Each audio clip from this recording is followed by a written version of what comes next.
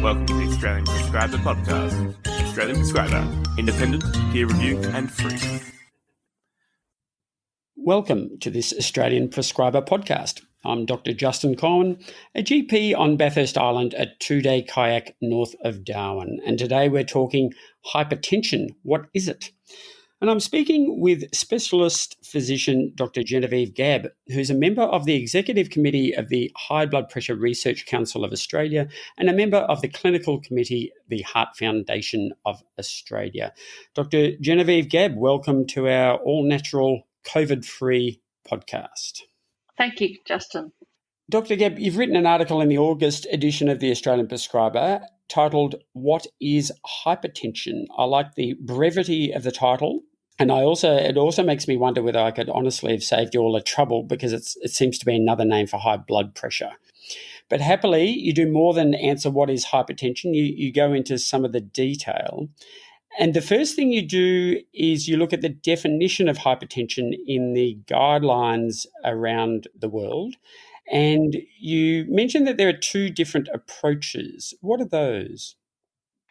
Historically, the definition of hypertension, which of course is always arbitrary, has been around a level of blood pressure where it's clear that the benefits of treatment outweigh the risks. The thing about blood pressure, and I think about a lot of things that we do, is that our knowledge, or the science, I guess, if you like, of things, is based on different sorts of information. So one basic scientific method is that of observation. And the observation in relation to blood pressure is that levels of risk increase from quite low blood pressures, say around 115 millimetres of mercury, or even lower. But to demonstrate a benefit of treatment, you need an interventional study. And in large part, the interventional studies demonstrate benefits of blood pressure lowering when the blood pressure is elevated, so over 140 on 90. So if we get to the second or the alternate definition of blood pressure, which has been used in the more recent US guideline, where they've adopted a lower level at around 130 on 80 compared with the sort of 140 on 90 for the treatment-based level of blood pressure. This lower level of blood pressure is based really on a combination of the interventional studies, but also the observational studies of the level of where cardiovascular risk is increased. So there's not the interventional basis to say that necessarily treating at those levels will provide people with benefit. So they're the two basic different ways. So the Australian and Canadian and UK and a few other countries' guidelines are based on where treatment has been shown to be of benefit. Defining high blood pressure as a blood pressure where it'll do you some good going on an antihypertensive, whereas the US-based guidelines have said that we'll just look at who does worse than others, regardless of treatment. And you find there that, of course, you start to do worse than others at a lower level than necessarily treatment is indicated.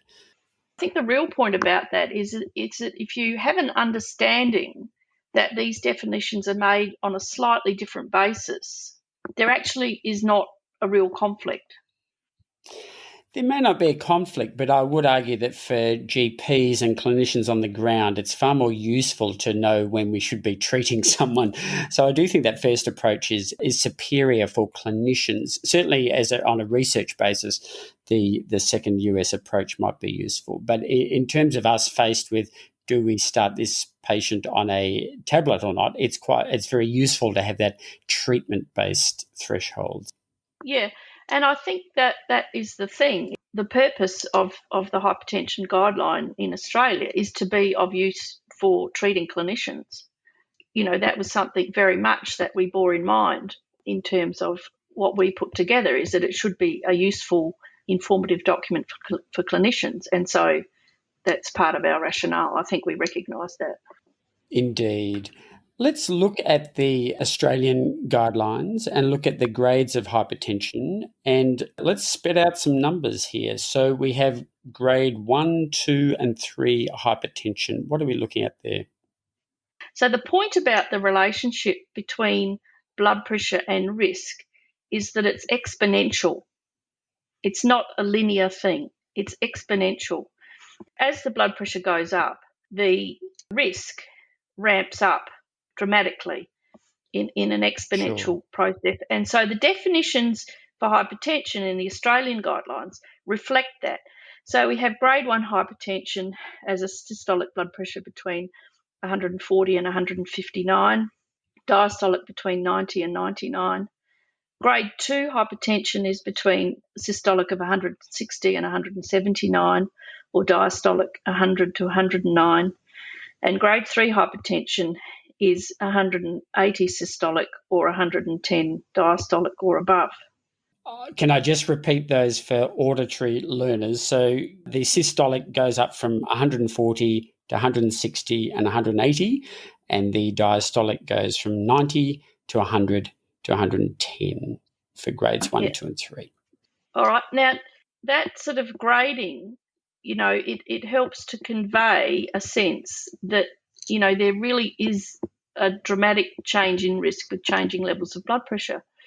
Now, the interesting thing about the US guideline, which had the lower blood pressure definition of 130 on 80, is it also lost that distinction of the increasing risk at higher levels of blood pressure, because I think it has grade 2 hypertension as anything over 140 on 90. It's lost that piece of information that, conveys to people that there really is a difference between a blood pressure, of 176 and one of 146, which is also, I think, clinically a very useful and important point. I think one of the influences on the US guidelines was certainly the fact that 9 of the 11 people on the guidelines had very high number of pharmaceutical conflicts of interest.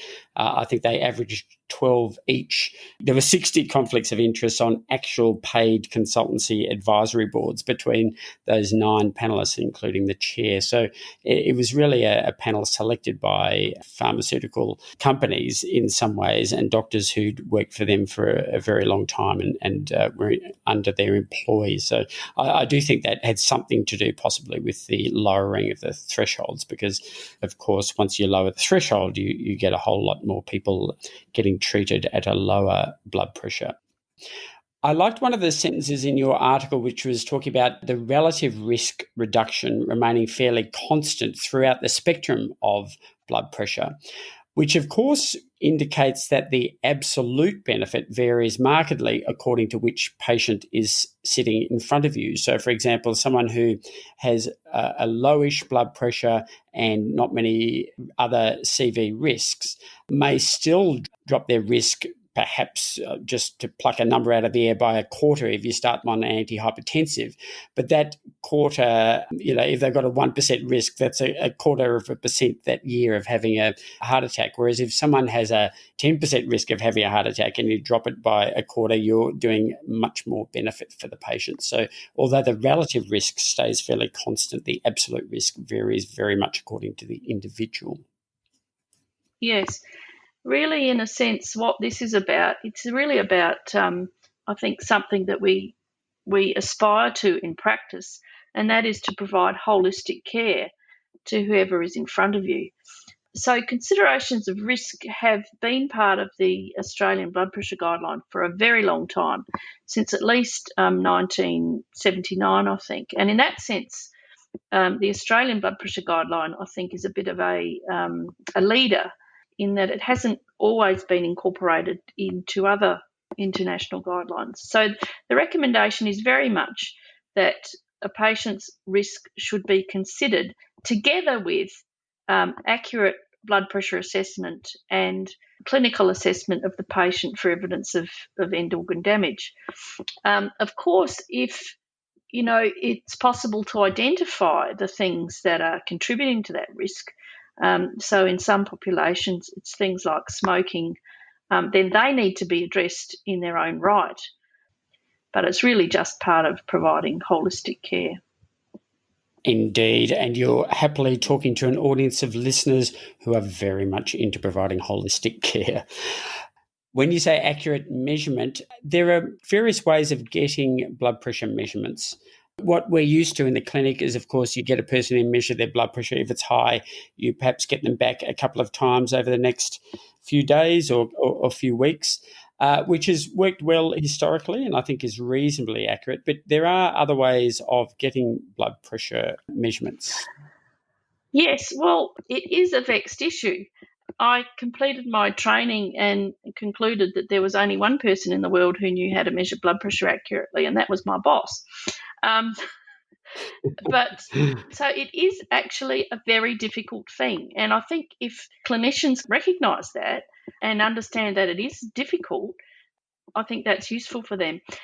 I think one point to make with all the arguments about blood pressure measurement, of which there are many, is that the majority of the clinical trials which have been done to establish the benefits of blood pressure lowering have been done using clinical blood pressures. So much as people might like to malign the clinic blood pressure or say there are problems with it, which there are, it is the basis for a lot of the evidence underpinning therapy. So before, we're too ready to sort of throw out the clinic blood pressure, I think people need to remember that. So what you're saying there, for example, is that even if a 24-hour ambulatory monitoring or home blood pressure monitoring is shown to be more reliable and accurate, interestingly, currently the blood pressure guidelines are based on what we pretty much do, which is, as a GP, for example, measure it 2 or 3 times. Yes. So, I mean, the thing is to think about the circumstances of how it's measured, that the patient's appropriately positioned, that they're calm, they're sitting there relaxed, having a period of rest. The real key is taking multiple measurements. I mean, I've done this in the clinic myself. I took multiple measures of blood pressure, and for some people you can see it, decrease by 18 to 20 millimetres of mercury if you take sort of 4 or 5 measures over several minutes. But really the key to getting a robust reading is several measures. And then there are these other techniques, ambulatory blood pressures, which can record the blood pressure over 24 hours. And I think, interestingly, within, again, the context of the coronavirus pandemic, the value of home blood pressures is something that's being increasingly recognised. And you mentioned in the article an interesting concept which the Canadians apparently use a lot, you say, which is instead of a home blood pressure monitoring, getting an automated blood pressure monitor, but instead of expecting each patient to buy one, they use one in the clinic but use a separate room, a quiet room where the person presses it a few times over a period of time. Is that the way they do it?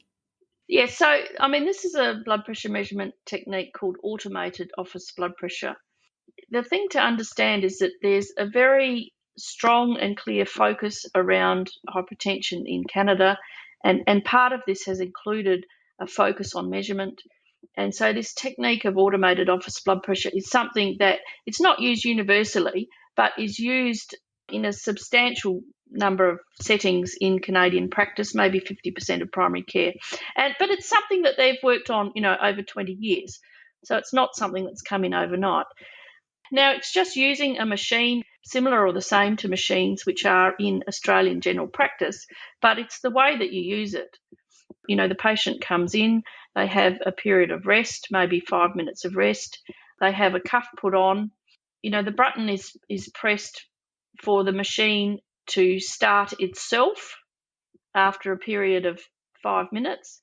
It then takes several readings, maybe between 3 and 5 readings with a minute between, and then within the machine those readings are averaged.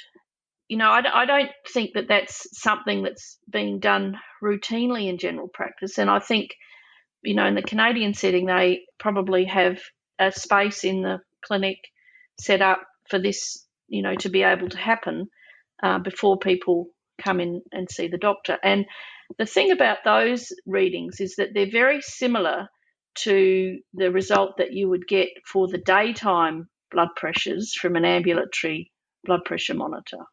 And they're lower than clinic readings. So they may be 10 to 15 millimetres lower than what you would get doing a clinic reading by the doctor in the office. Yeah, that's really interesting. It's possible Canadian doctors are scarier than Australian doctors, so the blood pressure goes up a little bit there. But it's certainly something worth thinking about, and I can imagine some of Australian general practice could incorporate that if it was felt to be worthwhile. Yes, so the Australian blood pressure guideline, I saw some sort of discussion about various blood pressure and guideline related things on that authoritative source of Twitter. So there was a comment made about the Australian guideline by one of the very senior Canadian blood pressure guideline people, and he referred to the Australian blood pressure guideline as being the most coherent. And I was quite. Bully for you. It was a very nice thing to see. Well, it's very nice to have had one of the authors of those guidelines on the podcast with us today. So, Genevieve, Gab, I think that's all we've got time for today. But thank you very much on behalf of Australian Prescriber for giving us your time and also writing that article, which I encourage people to look up in the August edition, called What is Hypertension? Thanks for coming along. Thank you.